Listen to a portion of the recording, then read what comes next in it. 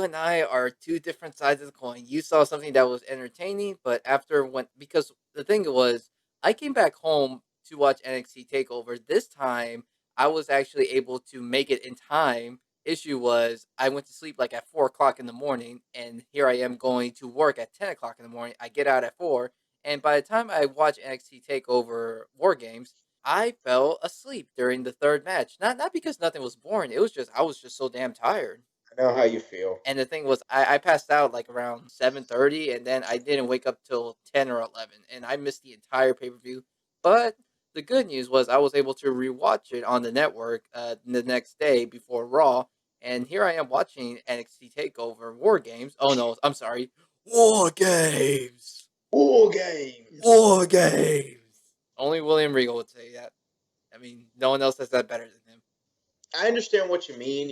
Heck, I've gone to work on no sleep, so I know how. And I had all the while I had to be there by 4 or 5 o'clock in the morning just to do truck, so I know how that feels. Yeah, you pretty much understand my pain, but here I am watching NXT Takeover War Games, and now I watch Raw the next day. I'm like, it is a bunch of bullshit. And I don't mean Takeover. I don't mean that. I'm actually talking about Monday Night Raw, but well, I know what you mean. yeah, I'm just saying for the audiences who just didn't get that. So, anyways, NXT Takeover War Games 2020. Just our first initial thoughts. Bruce, what did you think of the pay per view? It was terrible, just terrible. But what was your real feelings about the pay-per-view? It was terrible. It was cold and lonely, and I was stuck in a dark dimension. It left me wanting more. No, but in all honesty, War Games was a darn good show. I really loved this year's War Games. It was fantastic. I'm not gonna lie, I did enjoy last year's War Games a little much more than this year's, but this year still brought it home pretty big. I will admit, NXT Takeover, first off, it was another takeover, but it did not disappoint. I'm just gonna say this. I don't keep up with NXT as much as you do because I know you're very loyal to NXT, while me on the other side, I love NXT, but I will admit I will watch AEW Dynamite before I watch NXT, and I watch NXT recorded on Thursdays. There's nothing wrong with that. No, I mean, it's just the whole Wednesday Night Wars, but that's just a whole different thing. But yeah, I really enjoyed NXT Takeover War Games, and it was not it. I will admit it was not the best War Games, but in standards, it still lived up to it. Yeah, I mean, this is definitely one of the better pay-per-views of 2020 that we've had so far. And not to say that the NXT Takeover pay-per-views were bad or anything. In Your House was decent, and the past couple of takeovers have been pretty darn good. I guess the only thing that was missing, I guess, was Code Orange. I mean, they got them for In Your House, but that's just me coming from a Code Orange, guy. But other than that, though, this pay per view did bring it home. This pay per view did provide. It did entertain one heck of a War Games match between Undisputed Era and Pat McAfee. But we're gonna talk about that a bit later. But I can't. Can you name a bad match on the card? Because I can't. No, no, shocking. Well, not shockingly because this is run by Triple H and NXT. But if this was the main roster, that's different. But no, there was not a bad match in this pay per view, and I'm gonna talk about all the rankings. But my lowest ranking out of all 5 matches, the lowest I had was an 8.5, and that was it. Spoiler alert. That's just a small spoiler, yeah. But yeah, there was not a single bad match, and we're just gonna continue on with it by talking about the first match, which is the women's War Games between Team Candace, obviously, the team of Candice LeRae, Dakota Kai, Raquel. Is that how you say her name, Raquel? Yeah, Raquel Raquel Gonzalez. Gonzalez and Tony Storm, and they go up against Team Shotzi with Shotzi Blackheart, Amber Moon, Rhea Ripley, and Io Shirai. So yeah, Team Candice was able to beat Team Shotzi in a pretty long match. I got the list right here. It lasted 35 minutes and 22 seconds. And again, War Games are gonna last pretty much that long. And so, Bruce, what were your first thoughts on that? It was 35 minutes. Wow, I didn't even. It felt like 20. This match, I guess because it was so fast paced and so energetic that it felt a lot shorter than that. But this match was a heck of a match. It was Io Shirai with the trash can. I'm gonna Yes. Holy moly, I've never seen that before. And oh man, just the spots, the high spots, the things that they did, the weapons that the freaking they brought in a sledgehammer and Rhea Ripley was bashing people in the stomach, bashing I think Dakota Kai in the stomach with it. And then I think it was Dakota Kai who did the dumble stomp on the Yeah, air with Shirai. she did the double stomp on Shirai, and Shirai got stuck in the trash can. In the trash can. Even my grandma watches these with me. My grandma was laughing. She was thoroughly entertained. This match was a breeze, but not in a bad way, in a good way. Like it just flew by like that. It's kind of like the best analogy that I can give it is Avengers Endgame, where even though it's 3 hours, it felt like two. Like it just boom. It was like a breeze, but in a great way. But yeah, this match really brought it home. The thing is, this match kind of left me wanting more to see more from all eight of these women. I want to see and Raquel Gonzalez, holy moly, she shined in this match. The things that she did, she was a powerhouse. I want to see more of her and Rhea Ripley. Man, if anybody shined in this match, I would say Raquel Gonzalez.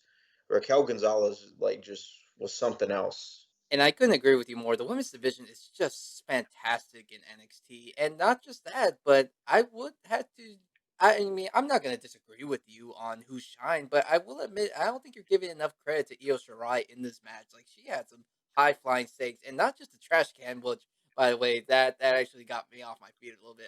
I was so scared, like thinking, is she going to do a backflip with that trash can? But I was like thinking, no, she's not, and she didn't. But it would have been cool, but then again, that would have been a risk taker. Yeah, it kind of feels like I'm surprised. I don't think we've ever seen something like that before because I don't even think ECW did something like that. And ECW did a lot of crazy things, but I've never seen an actual trash can spot like that. No, but you're right. Yeah, Io Shirai definitely took it home. Io Shirai was, I guess you could say, like if anybody who shined the most in this match, I would say it's Io. Io did a lot of crazy things, not just with the trash can, but just with her high flying energy. I believe there was she did something. I forgot what it was. A moonsault. Yeah, the moonsault. I was like, holy moly, dude. Well, look, there was no doubt. I knew that the heel was going to win because they've been building up Team Candace for quite a while, and even Tony Storm turned heel, and they really haven't done anything with Team Shotzi. Like, what I mean, sure, they're giving Blackheart more chance to shine. Ember Moon is returning. Rhea Ripley, well, Rhea Ripley is Rhea Ripley, and Io is the champion, so they're not really doing much with them. And I know they've been trying to build up the heels lately, and thank God that they didn't bury them, which was good. So, and I just gotta give credit to Team Candace for taking the win. Yeah, they're doing a great job with building them up. I really want to, like I said, I want to see more from the heels, and I also want to see more from the baby faces. I want to see more from all eight women. And Sean, this might be a bit biased, but would you agree that the NXT women's division is possibly the best? What's his name? Sam Roberts, I believe. He brought this up on the pre-show that the NXT women's division is probably the strongest in all of pro wrestling that we have right now. Would you agree on that or disagree? Would I agree if it's um if you're are you comparing it in just in general of wrestling, or are you comparing it in WWE standards? Just in general of wrestling. No, I actually wouldn't doubt that because you've got a lot of hungry powerhouse women in this roster. Yeah. And man, when you want a great war games, heck, if you want just a banger of a match, period, I can't think of anybody to call but any of those women because they can bring it home. Yeah, they all brought it home, but the thing was, this is only the first match of the night. I mean, you do have a dark match, which I just looked up right now, but they don't really count those as the official matches. But technically, this is the first match, and they started off strong with a bang. And for the rating, I'm gonna give this one a 9 out of 10. Agreed. All right, next match of the night: Tommaso Ciampa versus Timothy Thatcher. Is that how you say his name? Yeah, Thatcher. Timothy Thatcher. I really don't know the storyline between the two. Since like I said, I haven't been watching NXT religiously as much as you, Bruce. So can you kind of have a little backup story with this? So Timothy Thatcher's been going around NXT for weeks now. He has like a basically a wrestling school called Thatcher's Thatch Can. The thing is, he's so brutal with his students. Like he's choking them out. He's putting them like in chokeholds and everything. And basically, he's putting himself over more than he's allowing his students to be put over. And like he's shining himself up more than his students to shine, if that makes any sense. And he's basically an abusive teacher. And Ciampa has been noticing that for weeks now, and he basically comes up to him and he's like, "Hey man, I'm not here to be taught. I'm here to teach." And one of his students actually attacked him, and Thatcher, because at first Thatcher was like, "Hey man, I got no beef with you. I don't want nothing with you." But Champa he kept goading him. He kept coming at him, like saying, "You better stop, or I'm gonna show you what's up." And one of his students attacked him this past week, and I believe one of the managers, if I got his name's Ezekiel, but yeah, he got in contact with one of the students. Anyway, that's a different story if you notice that in the background. But basically, Champa's here to basically step up to him and be like, "Hey man, you want a real submission match? I got you. You call yourself an expert, I'm the real expert, so just So this was just basically a wrestling teacher who just he's an asshole, and Champa's just here to put him in place. yeah, pretty much, yeah. And especially in this match, I was also looking forward to because both guys' style, Thatcher is a great, like, not just a submission specialist, but like he knows how to work, like the way how he works the joints of the body, like it looks really painful. And Tommaso Ciampa needs no introduction. He can do anything, whether it be technical, submission, high flying, doesn't matter. We know Ciampa. We've Yeah, been following him for how many years? pretty much since the DIY days. Yeah, since DIY. And look, there's like you said, there's no introduction to Ciampa. I've been a fan of him since. Well, actually, I didn't really become a fan of him personally during the DIY days, but it wasn't until the Johnny Gargano and Tommaso Ciampa rivalry, and that's when things started to flare up. Mhm. And I was like, okay, this is one of the best wrestlers in the industry today. Yeah, and I miss DIY. Still to this day. Oh man, you're bringing me back to 2016. What a year! Anyways, this match was very aggressive. I did not see this like as a match between two sports entertainers, which obviously they have said in the match it's sports entertainment, but no, these were Nope. legit wrestlers, or just basically saying these are grown ass men fighting with their fists, and they were hitting hard. Like this felt like a real fight. Hmm. Yeah, it felt like an old school, like an NWA like style brawl in a way. Like it kind of seems like something you'd see with Dory Funk Jr. or Terry Funk, maybe. I And don't know if you'd agree on that, but I know yeah. I would agree with you on that, and the fact that I saw Timothy's bloody ear, I was like, "Oh man, he hit him. He Yes. hit him pretty hard." I was like, "That was no, like that was not part of the plan. That just so happened." Yeah, and that always happens with NXT. Even on the main roster, somebody's always getting clipped. I don't know why. Somebody always gets hit hard, but I don't know if that's planned. If it's not, then I don't know if I doubt it's a blade job, but No, still. no, because you saw him. He hit him. I don't know if it was with the Yeah. elbow or was it a knee to the head. It was a knee, and then he kicked him in the ear. Yeah, and I just see him bleeding out. I was like, "Oh shit!" I was like, "Now we're getting a little physical right here." Yeah, and just dude, not only that, there was also the technical aspect of it. Timothy kept working Tommaso's joints, and then Tommaso kept countering, just counter after counter. Like, you talk about a close match, man. Yeah, I have to give credit to both of them. Like I'm not very much familiar with Timothy Thatcher. I mean, sorry if I keep pronouncing your name wrong. I'm still trying to get used to it. But you've obviously captured my attention at least, and I'm actually looking forward to see what you're going to be able to do with the rest of the NXT roster. Yeah, and Sean, if you want to check out some of Timothy Thatcher's matches, check out some of them with Pete Dunne or Matt Riddle. Those are some good matches. And I'll take your word on that. So for this match, I did not expect much. I was thinking it was going to be a squash match because I didn't know who Timothy was, and I knew Tommaso was going to win because they're not just going to put some random wrestler over one of NXT's biggest stars. But and sure, Tommaso won, but it was a hell of a match. I'm going to give this one also a 9 out of 10. I'll give it 9.2. 9.2. Well, it's close enough. It I just that point two. Yeah, is it bad that if I give it an extra 2 points because I like it that much? No, I mean I don't like it as much as him versus like him versus Adam Cole or him versus Velveteen or Giant Gargano, but it was still a good match. Or heck, we will never put it over on Andrade Cien Almost versus Johnny Gargano. No, oh You no, remember?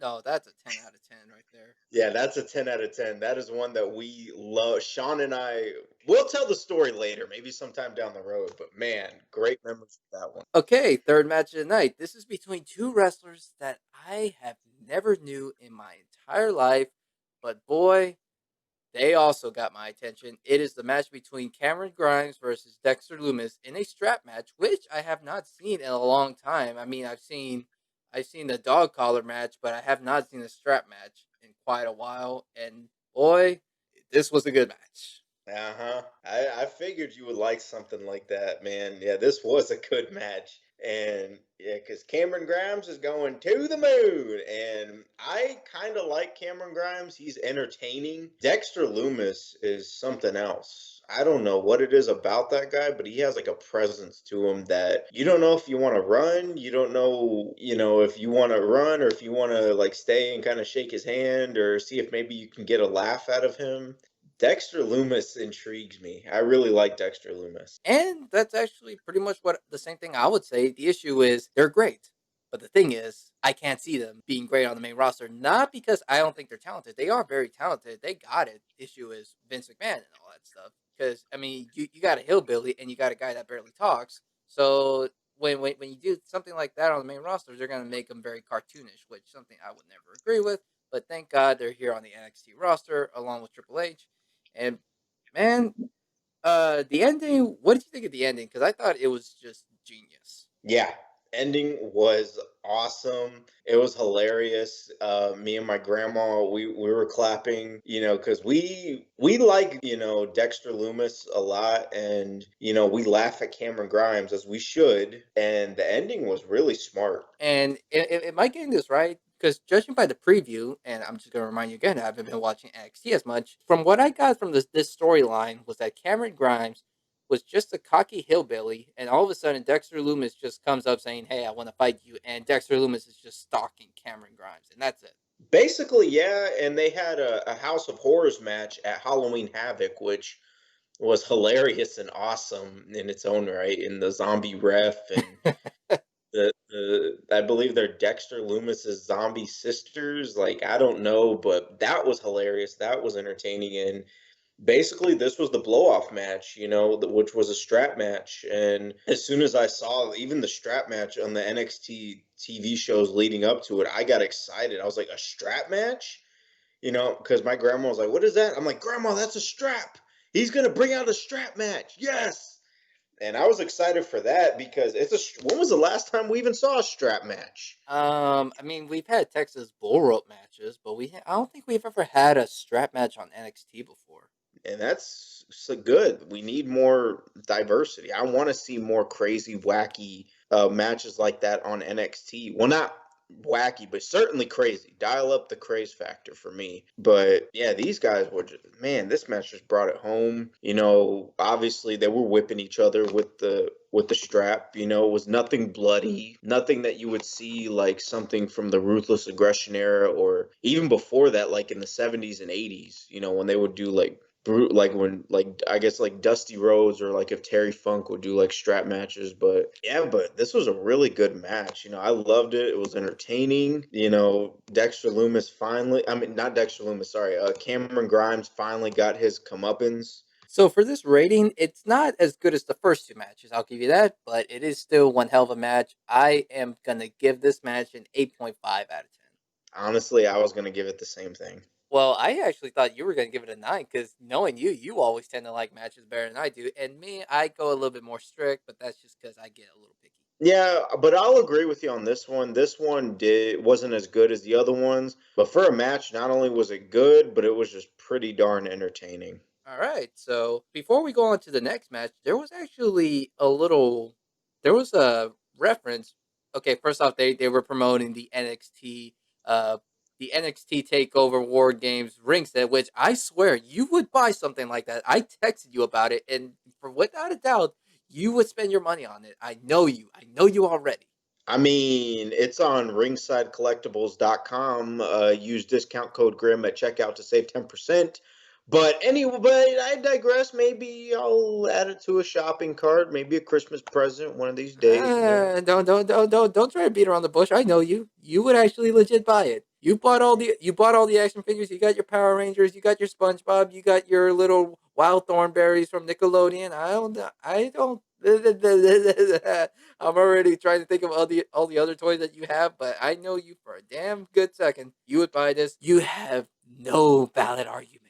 New podcast, Who Dis? But why am I talking about this toy figure for a second? Because during that time when they were trying to promote their new set of toy lines, we had a vulture. Was it a vulture or was it a crow? It was a vulture. It was a vulture that popped up on stage, and they were trying to reference something, and we didn't know for sure what it was, but more likely it yeah. And this is not Sting because Sting debuted in AEW, but this was Cross returning to NXT. And Yeah. would you believe Karrion me, Carrion is that how you say his name? Carrion Cross? Karrion Kross. Yeah, because I even saw a tweet of him saying TikTok, TikTok, and he posted that. So I was like, okay, it's Carrion Cross returning. So that's what's gonna happen. Yeah, it's pretty obvious. I mean, I didn't expect it to be so soon. And plus he had that match with who I think was it Finn Balor or who did he have that match with? Was it Keith Lee? Yeah, it was Keith Lee. My bad. He had It a was match. Yeah, he had a match with Keith Lee, but he injured himself and he had to vacate the championship. Yeah, he beat Keith Lee for the title, and then they vacated the title. Finn Balor won it. Keith Lee went up to the main roster, and then, yeah, and that's a story for another day, as they say. But yeah, we kind of knew that he was going to come back. I mean, I didn't expect it to be so soon. That's the thing. But hey, all good to him. He's a wrestler that has a passion for doing this, and he's returning from an injury, and I'm pretty sure he wants to be back in the ring as much as we want him back in the ring. Yeah, yeah, that makes sense, why not, He's a great talent, and plus, for all you guys who knew him as Killer Cross, I'm sure a lot of you guys wanted to see him in NXT. Anyways, we're off to our fourth match of the night. This time it is Leon Ruff, the NXT champion, putting his title on the line in a triple threat match against Damian Priest and Johnny Gargano. Johnny Gargano was able to pick up the win and become a three-time NXT North American champion. Bruce, you obviously have the right to have your expression on this, so go first. First off, I love the match. A small part of me kind of wishes that Leon Ruff would have picked up the W because I'm a big fan. I love the underdogs. I'm a huge fan for the underdogs. But other than that, though, this match was really, really great. A lot of physicality, a lot of great stuff from all three men. I love the fact that Leon Ruff, really stood up for himself and really showed it's like it doesn't matter what you do. I mean, Damian Priest freaking picked him up and gave him the razor's edge through a barricade, and he still got out there and he fought. Shows what a lot of heart that Leon Rush has, and I really want to see more from him. I think you meant Leon Ruff. You said Rush. Leon Ruff. I'm sorry. I keep confusing him with Leo Rush. The name it sounds so familiar, but anyways, yeah, I want to see more from Leon Ruff, and I hope that we get to see more of him from either the North American Championship scene or anything in general. This kid is talented. And I'll give you that. He's got some talent. He's not up there yet. Like, he's not Giant Gargano or Damian Priest worthy, but I think over time, he'll eventually, if he goes down the right track, he will get up there one day. But as of right now, I really like this story and I like the wrestling. And yes, I actually kept up with the storyline because they showed previews of it. And I remember watching Halloween Havoc where Giant Gargano beat Damian Priest to win the championship, and then he lost it. He lost the bout the next time because Damian Priest screwed him over by interfering, and they put this unknown wrestler Leon Ruff to win. And I just like that storyline. And I'm not gonna lie, I'm gonna be biased here. I'm a Johnny Gargano fan. I always will be. I loved him. I mean, not all time, but since his solo career. But I was rooting for Johnny Gargano to win. I did not care that he was a heel. I just wanted him to win, and I hated Damian Priest. That's it. I don't hate the guy in real life. He's probably a chill. It's just I just hate when Damian screws over Johnny. And that's not a bad thing. It's great to root for the bad guy. Listen, we all have our bad guys that we can't help but love. You know, for some people it was Edge. Let's see, who is my bad guy that I rooted for? Triple H. Well, but I was a fan of Triple H when he was primarily, you know, a babyface. If there was one heel that I guess I enjoy, I guess it's got to be either The Miz or Randy Orton or Bray Wyatt. What about Razor Ramon? Oh man, of course, that's the bad guy, man. But anyways, yeah. When I first saw this match, sure they made Leon Ruff the underdog, but at the same time, I couldn't help but he was a little runt. Yeah, He was a that's runt. that's the point. Yeah. And I'm like, I can't take him seriously. But then again, I'm pretty sure that's the whole point of an underdog thing. But I had this feeling that they were either going to make Leon Ruff retain the championship because they were trying to build him up, or they were going to give it to one of the other two. And I couldn't point it out because they've both been champions. But and once I started seeing that the Ghostface killers come back and interfere in the match, I was like, okay, more than likely Johnny's gonna win, and he did. And I'm not gonna lie, I cheered a bit because hey, I'm a Johnny Gargano fan, always will be. So I'm just like congratulating Johnny for his third win as NXT North American champion. Yeah, and the thing is, I seriously wonder what they're going to do with Leon Ruff at this point because I just hope they don't screw anything up with his character, or I just hope that he doesn't screw anything up for his career because I see potential in this kid. But the thing is, did they made him look weak though? Because first off, sure he's an underdog. The first time he won, it was only because Damian Priest distracted Johnny Gargano. The second time he won against Johnny was because Damian Priest interfered and got him disqualified. So this is actually the only time where Johnny and Leon I almost said Rush. Wow. And this was his chance to prove him that he's able to retain the title, but he didn't. He lost it.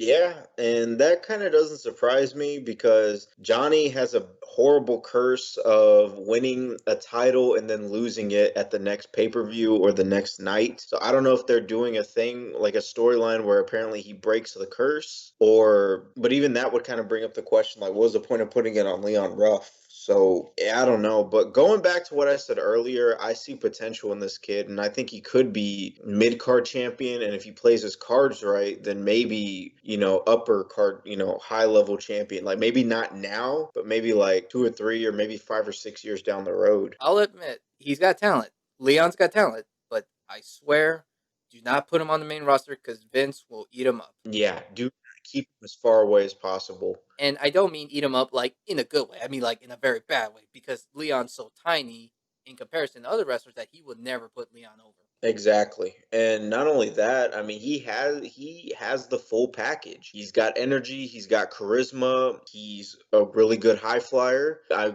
pretty sure he can do some like risky moves like a suicide dive and things like that, but he has an infectious personality. He's got an infectious smile. You really can't help but smile when you kind of look at the guy. But Leon has it all. I think it's just tapping into that, and I think growing more and learning more from guys like Triple H and Road Dogg and Shawn Michaels. I think that'll really help him. I don't think he hasn't found his it factor yet, but he will eventually. Oh yeah, that's the point that I was getting to. He's gonna find it. Yeah, he hasn't found it yet. Yeah, he hasn't found it yet, but I'm saying he will find it eventually. Takes a couple years, you never know. It takes a couple years. Some guys never get it at all, but I think he could. And here's a question I probably don't know this. Maybe you know the answer to this, but what does Austin Theory have to do with this storyline? Uh, so supposedly they've been hiring because they hired that one girl, I forgot her name, for Candice LeRae, and Austin Theory's been out for a couple months because Adam Cole beat him up a couple weeks back on NXT TV, and that put him out for like a couple months, and then now he's back, and I guess he's basically just one of Gargano's hired goons, and basically it's supposed to be like a big surprise, like it's an old school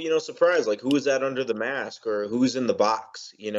Every time, how back then they would show like a box and be like, dude, what's in the box? What's in the box? And it'd come out and be a surprise wrestler or somebody from the past.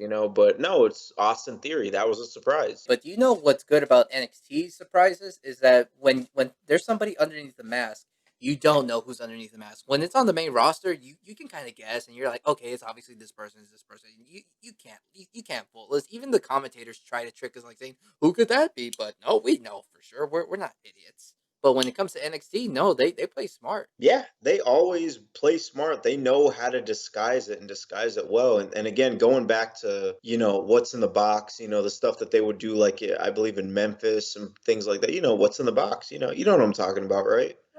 Right, I get it. Yeah, they would literally disguise it, and I love that. And I would love, I love that it adds more to that unpredictability factor. You don't know who's under the mask. You don't know what's going to happen next. You don't know where these guys are going to go. You want to see where they're going to go, and that's why you stay tuned in every single week. Right, and I understand that. So for this match, it's like I said, it was still very good, very entertaining, very technical and high flying. It wasn't the best match of the night, but like I said, so yeah. Anyways, I thought this was a very entertaining match. And for spoilers, like I said already, the lowest ranking that I had for all the matches was an 8.5, and this is another match that's gonna get an 8.5 out of 10.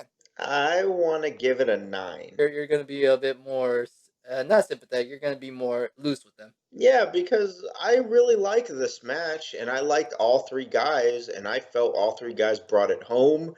Johnny Gargano is really using, that heelish style, which I love. He can't always win on his own. Yeah, it's old school. It just does it for me. I don't know how to do it's a great combination of old school tactics mixed with new school styles of wrestling, I guess I could say. But you know what's crazy? You know how one time we actually talked about on AEW that we prefer heel Kenny Omega over babyface Kenny Omega? But the thing is, when it comes to Johnny Gargano, I like both heel and babyface Johnny Gargano. That's actually a good thing when you can't pick between one or the other because he does it so good. Yeah, it's a lot like Eddie Guerrero. Eddie Guerrero could make you boo him, but then a couple minutes later, you would cheer him like crazy. It reminds me a lot of like Eddie Guerrero. Like he can just do both because he's just that good, like a master, a true master at psychology. And yeah, I agree with you more. I agree with you on that. And it's surprising too that you said that because yeah, we do prefer, heel Kenny Omega. And heck, at one point in time, Kenny Omega was our favorite wrestler in the world. Oh, he still is for me. Yeah, like when he was in New Japan and everything, Kenny Omega was like our favorite wrestler in the world. Mine, I don't know who, man, that's a good one. I don't know who, if I have a favorite anymore because just been so many good guys that have come in lately that have been blown up really big, not just WWE, but everywhere, like guys like Darby Allin, whom I didn't even know if I would like in the beginning, but then I saw him and I was like, dude, what? Who is this guy? I like him. And I And don't. Oh, sorry. I don't mean to cut you off. I know we were talking about AEW a little bit, and that kind of threw everything off in this podcast. But I will talk about AEW right after when we talk about our last match. So can you just agree with me on that, Bruce? yeah, that's fine, dude. Yeah, I didn't mean to cut you off, but there's a surprise. I'm gonna admit at the end of the podcast. So, anyways, like I said, my apologies, Bruce. I really wouldn't want to do that. No, that's fine. That's fine. That's fine. We go on to our fifth match and our final match of the night. Undisputed Era versus Team McAfee. And no, I don't actually mean the security program. I'm actually talking about legit McAfee. That one, I just got that. Sorry. Yeah, I was gonna see if Bruce was gonna laugh because of that, but yeah, it was the last War Games match between Undisputed Era and Team McAfee. Undisputed Era was able to get the win in a shockingly long match. This was, I'm looking at it right now, it is 45 minutes and 1 second long. It was that long? Yes, it was the longest match of the night. Dude, that match felt like at least 35. Somewhere around that. Yeah, but no wonder why it was so long because generally NXT pay per views are at least 2.5 hours long, but this was actually 3 hours. Yeah, I checked it up. It was 3 hours. I was like, NXT never goes that far. Yeah, man, that didn't. Wow. This was a little bit troubling for me when I was watching the War Games match because some personal issues were going on, so I wasn't be able to watch fully from beginning to end. But I was like seeing mostly highlights from it, and I'll give you that. Man, if I thought the women's match was good, I thought, man, this was hell a lot better. No, I mean, nothing wrong with the women's match. All power to them, and I support them. It's just that they just brought it home. Yeah, like I didn't think that. I was wondering, I was like, how are the men gonna do? Because I figured I didn't know if they were gonna actually like top it. I figured that they would. I didn't expect them to top the women's match in the way how they did. But when it comes to They, the undisputed era, I mean, don't ever underestimate them because yeah, they they did it. pulled out yeah, they literally pulled out all the bells and whistles on this match. I mean, I'm glad that they started off strong. I mean, just the first two opponents, you got Pete Dunne and was it Kyle O'Reilly, two great technical wrestlers, and they were just kicking ass. Yeah, and KO and sorry, because that's Kevin Owens. I'm sorry, but well, O'Reilly went by KO for a long time too. But anyways, but O'Reilly and Dunn, holy moly, man, those guys beat the heck out of each other. Not also just that, I also like that they were Team McAfee was bringing in the tables, and they all had specific names from the Undisputed Era. I was like, okay, this could either go very cartoony or this could actually go pretty good. The surprising part was only two of the tables went through the person that it was designed to go for. But the thing that made me go, holy moly, was when Pat McAfee did a swanton bomb off the War Games cage, and it felt like nobody caught him, and he literally landed flat on his back. That scared me. I was thinking the same thing. I was like, did they forget to catch him? I was like, did they forget to catch him? Because he landed just like that. Like you heard it too. And I was like, I almost thought that he was paralyzed for a second. I was like, oh my goodness. Like he just went, it literally went like this and went, I was like, dude, chill. I, I don't think he got paralyzed, but I did think he hella did get the wind knocked out of him. yeah, I was like, Pat, that was good, but I never want to see it again. That scared me. Yeah, wasn't there? Did they do something like something dangerous with the chairs as well? Did they even have chairs? I can't Yeah, remember. they did have chairs. Whatchamacallit? They did something with Pete Dunne. I forgot what it was, but the edge of the chair like literally hit him on his head, and then that's how O'Reilly was able to use his finisher, and he hit Pete Dunne with it, and then that's how he got the roll up. Because ultimately, O'Reilly is the one who brought it home. He got the W for Undisputed Era, and I hope they do something more with O'Reilly, man. I want to see more of what O'Reilly has. If they were to do something with O'Reilly where eventually he does become NXT champion, I wouldn't mind it. Yeah, I wouldn't mind it either. I mean, he has been what was he like? He has been the Ring of Honor World Champion. So why can't you just put on him Right. on the NXT Championship? Yeah, and him and Cole, they had some great matches back in the Ring of Honor days. Their rivalry, the build up, everything. I want to see more of O'Reilly, period. And Auto parts, huh? auto parts. Stop. O'Reilly. O'Reilly. Auto parts. Sorry. I'm sorry. I had to. That was That in was my mind ever since when we started doing this. that was good. Yeah, like if they were to do something with O'Reilly, heck, I want to see something with Strong too. I believe in Roddy. I love Roddy. I've been a fan of Roddy prior to his Undisputed Era days. Yeah, and all to that. So, what was I going to say? They actually, I didn't expect this to happen because I was thinking Team McAfee was going to win because I'm like, okay, Undisputed Era. They've been in how many NXT War Game matches? They've been in four or three. I think that this is the fourth time that they've done it. I could be wrong. Like, comment down below if I said it. Didn't War Games start in 2018 or 2019? No, I think it was 2018 when it started. War Games started in 2017. Oh wow. So yeah, so Their 17, 18, third. 19. No, This is it's their their fourth third. one. It's their fourth one. If you notice, the Undisputed Era has been in War Games for ever since it started. But the thing is, when it comes to the main roster, you kind of get tired of the same people being in the same match and same stipulation year after year. But for some odd reason, NXT is able to make Undisputed Era go into War Games and still feel fresh. And they've only lost one War Games match too. Like they just Undisputed Era and War Games just goes together like peanut butter and jelly. You have to have Undisputed Era inside the War Games match. You cannot not have all four men just not be in that match. They need to be in a War Games match, because they always bring it home every single year. Actually, they lost twice. Oh, did they? Yeah, the first time that they lost was against Ricochet, Pete Dunne, and War Raiders, and the second time they lost was with Was Kevin Owens? Yeah, that was last year. Kevin Owens, Keith Lee, Dominic Dijakovic, and And Tommaso Ciampa. that last year's match was probably my favorite match. My favorite War Games match, like that NXT has done, like ever. Because I loved last year's match. I don't care what anyone says. I love last year's match, and I love the match that they had with Sanity.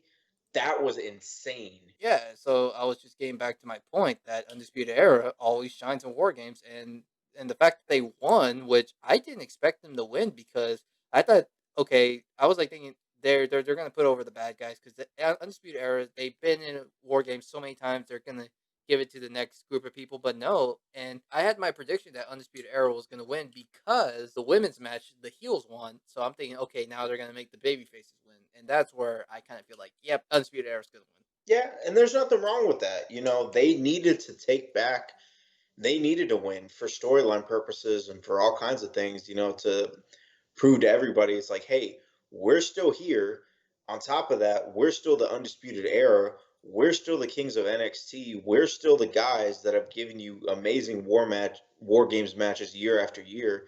We're still the guys, you know, that have held the most gold in the company. You know, you can't touch us. You know what I mean?